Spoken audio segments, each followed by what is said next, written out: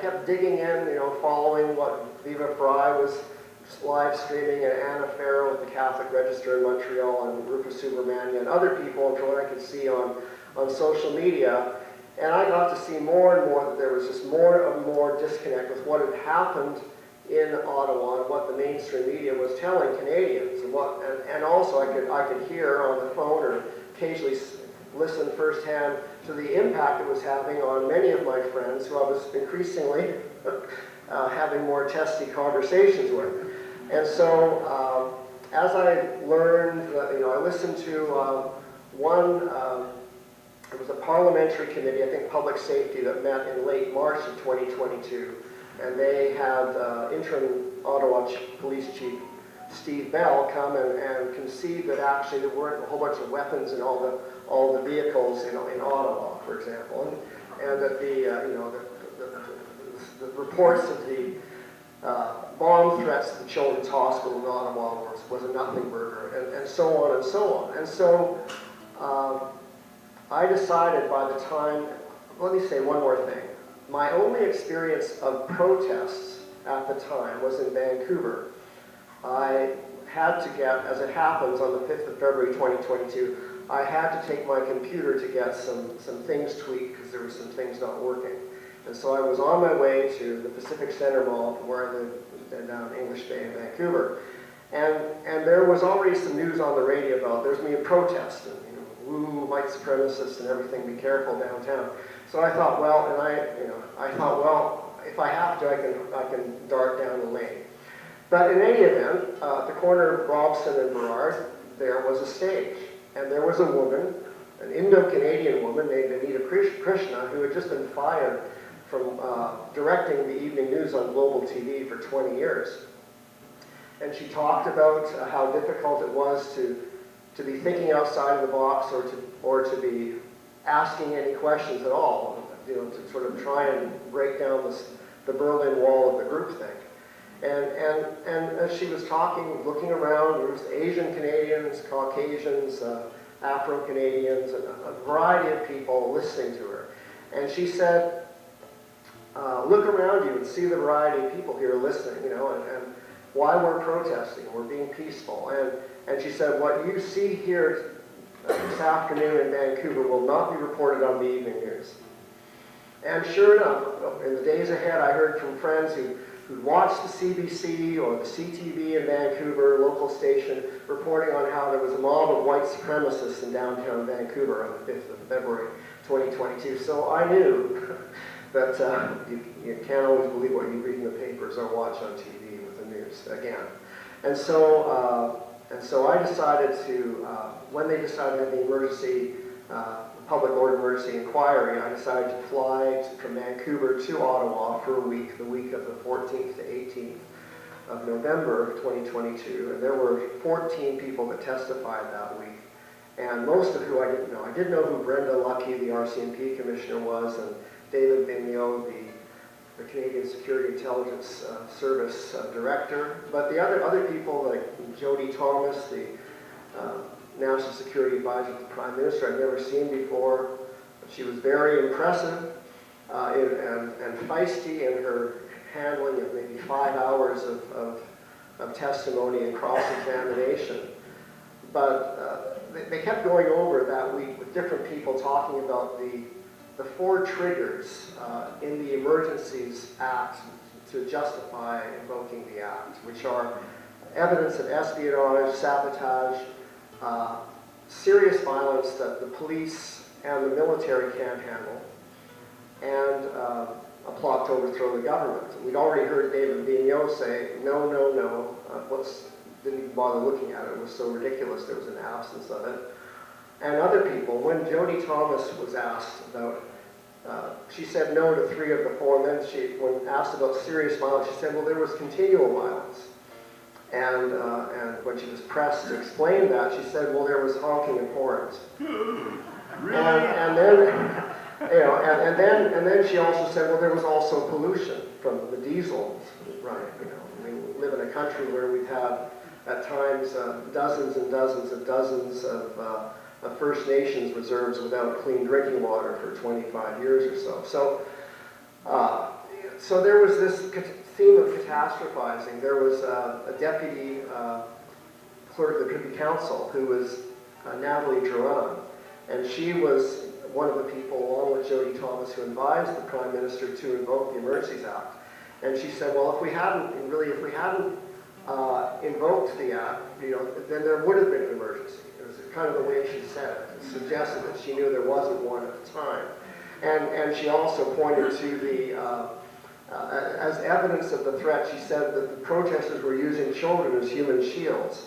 And many of you probably have seen lots of evidence of what it's like to use a child as a human shield when they're building a snow sculpture, throwing snowballs, making a snow angel, bouncy castles, which is especially difficult for many people to not feel threatened by. So, Janice Charette was the Privy Council, clerk of the Privy Council. She was talking about the incident response group. She had a variety of people in different cabinet positions and people in policing, and they wanted to think outside the box. They wanted to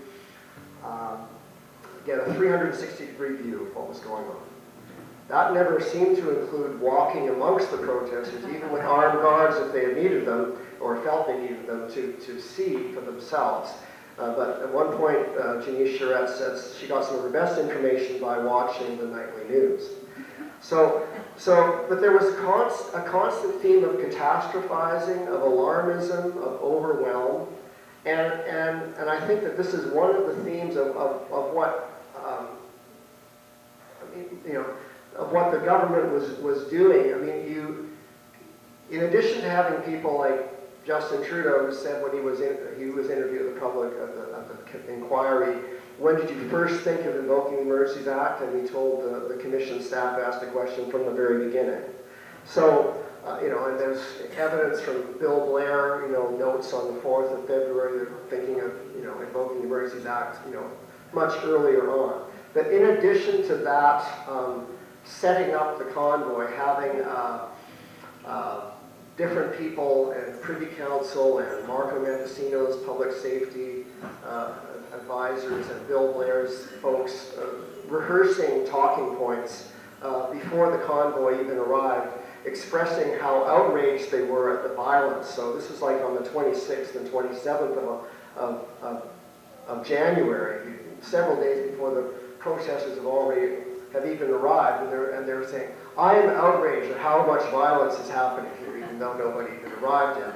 So there was that going on. But there was also what goes on, I think, is that as people rise to the top in some of these key positions in the bureaucracy, it seems that either on purpose or just because the culture is so much like it, that they choose the person who is most deferential to the rightness of the authority of the government, and also catastrophizing, who also is completely disconnected from the ordinary people. I mean, the imagination of what people had in their heads, when I listened to different people speaking that one week, and as I eventually listened to all 76 people testifying, either reading the transcripts or watching what they had to say, there was constantly an apparent inability to imagine why were the ordinary people there,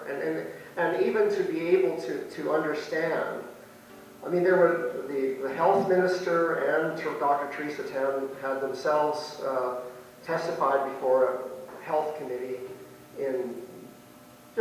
before the convoy even began to leave the West Coast, that there was no data to suggest that the truck drivers driving the truck by themselves posed any health risk to anyone. And there was also seemingly no data to suggest that in Canada, the coronavirus, COVID-19, is somehow more dangerous or torqued in a certain way that makes it more menacing than in any other country in the world. And I've learned that truck drivers were driving across borders all over Europe, same thing in Africa, South America, people would raise the question about whether or not truck drivers in Thailand should be allowed to go into Cambodia. It was something in the news there, but nonetheless they were crossing those borders. So Canada was really an outlier in terms of what we were doing. But when the Commission got together for their 6 weeks to hear testimony, and then a week after that for a panel discussion about what to do with stuff, at no point did they say, let's talk about why people came.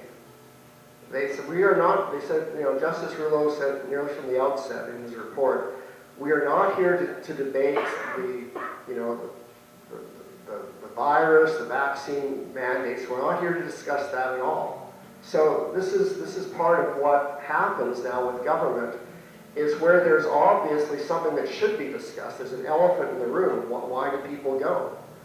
And I want you to know, if anybody's wondering, unlike the CBC's suggestion that the only reason that, at least early on, the reason that was motivating, as Tom, I'm sure you would know, the reason motivating protesters to go to Ottawa because Russian agents and Vladimir Putin suggested it might be a good idea.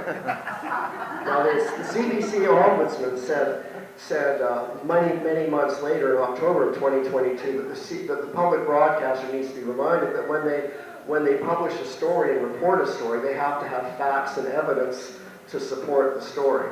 Of course, all through the last 4 or 5 years, our public broadcasters has fallen down over and over again in reporting fairly or with any kind of balance, anything. So, yeah. So I got to listen to people through that week, and as I you know, at the time, I was just writing notes. I wasn't going there thinking I'm going to write a book. What I did do after the report came out, and I read all 2,200 pages of the 3 volumes, and so then I wrote a 7,000-word article that went on Covert Action magazine, which is a progressive, in quotes, website in Washington, D.C. I was doing very well getting published in Europe and America. I hadn't been published yet in Canada, but my connections, such as they were, nobody on the CBC was asking me to appear. But when that article came out, stepping through the reader through all the reasons why the report was a big fail.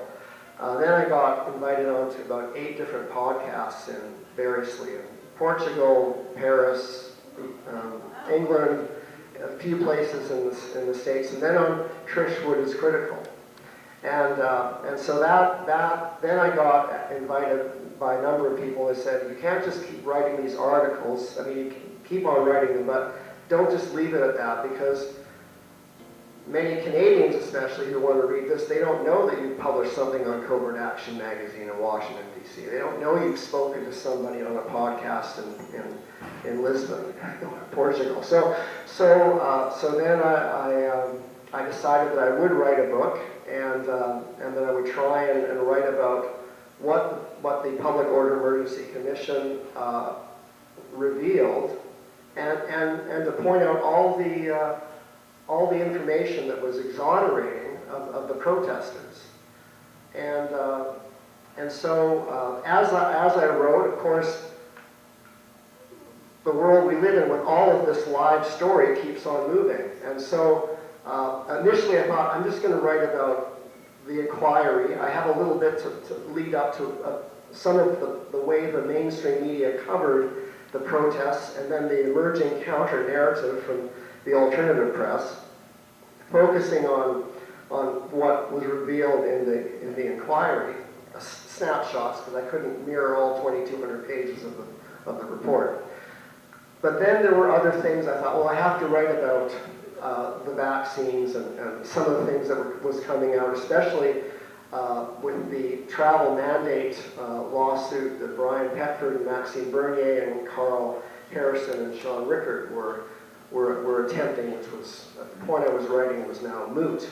But nonetheless, they had a bunch of testimony. They got a bunch of people who were key people in public health that were able to say some things revealing how, well, just how without foundation their whole argument was. That they said things like, well, yes, actually we have no epidemiological evidence to support having people wear masks on a plane, or even be vaccinated on a plane, because we don't have any scientific data that would matter. So I have some things like that when I talk about in my chapter, Would I Lie to You? But I also, as I was writing the book, all of a sudden out came Justice Mosley, thank goodness, in late January of 2024 with his judicial review. And I went to sleep, I saw the headlines, I thought, well, maybe I can add about 2 paragraphs at the end of this one chapter. And then I thought, no, I have to write a whole chapter about the federal court's decision that the government acted illegally and unconstitutionally in its invocation of the Emergencies Act. And so I had to read through another 200 pages and understand that decision. And then there was also, as it happened, Trish Wood was interviewing me for her documentary, The Trials of Tamara Leach. And when I was there in November of 2023, it happened that the on-again, off-again, longest mischief trial in Canadian history was on again, and I was able to sit through 2 days. So I thought, okay, I'm going to write a chapter about that trial as well, knowing that there are many, many other people who've gone before court, but just as an example. And then as well, I was being asked to look into what was happening out in Alberta with the Coots protests and the Coots 4, who have been charged with conspiracy to commit murder of police, among a few other lesser charges. And so I got to know, got to talk to 3 of the 4 of those men, and got to go to the court house in Lethbridge last summer. By the time, I have a chapter on the Coots 4, by the time my book had to go to the printer, to the copy editor last April, events have kept unfolding. But what I've tried to do is to write a book. I think a lot of what is in the book is disturbing. It's also eye-popping. For many here, it will be very validating and confirming of what you know, but other things as well that will connect some dots. And I think also that the tone in which, I've been told that the tone in which I've written the book, I want to show more than tell people what's going on. And I did that because I wanted to write the book in mind, not just for those who've been through all of this the way I have and so many of you have here, but also to write a book that for those people who are not part of the base of the liberal base, the people who could be persuaded or interested to revisit what they're certain of and to possibly change their minds. And even on this little tour for 2 weeks in Ontario, I have a number of people in my address book who I call my historic friends, who when I come to visit them, okay, so what have you been doing lately, Ray? Well, I've written this book, so, and that, there have been a few people in my life who said, well, don't ever talk to us again about this, or don't ever talk to us again. But I can say that there's a number of people who have been interested, they want to read the book. And they're also, because there's nearly 400 footnotes, and I'm citing testimony from the public inquiry. So I think that my hope is that this book is a book that not only will be satisfying for you to read, but that there may be some people in your family, extended family, friends, or work colleagues who are people who could be persuaded to reconsider and revisit. And I think that we need that because I know the people in my life who have drawn a line in the sand, and they don't ever want to revisit what happened because all they're convinced of is that the people in Ottawa and the people in Coots were all quote-unquote assholes. And I think that those people probably will never change their minds till the end of their dying days. But there are other people that we need to try and help bring along and invite them to revisit this, because this is a real It's surreal, Right. you know, it's just infected our whole body politic. It's made it very toxic. And we need to be able to talk about what's happened. We need to be able to talk about the vaccine injuries. We need to be able to talk about, you know, other things like what's happened with Helen Bruce, the detective in Ottawa, and on and on. And there are other people who are here this evening who are going to also tell you some of their firsthand experiences of what happened for them in Ottawa. For those of you who would like to, I'll be over here afterwards. The book is $25, cash or e-transfer, and I'm happy to sign copies. So, is there anything else you want me to say, Angie? Okay, that's good. Great, thank you very much.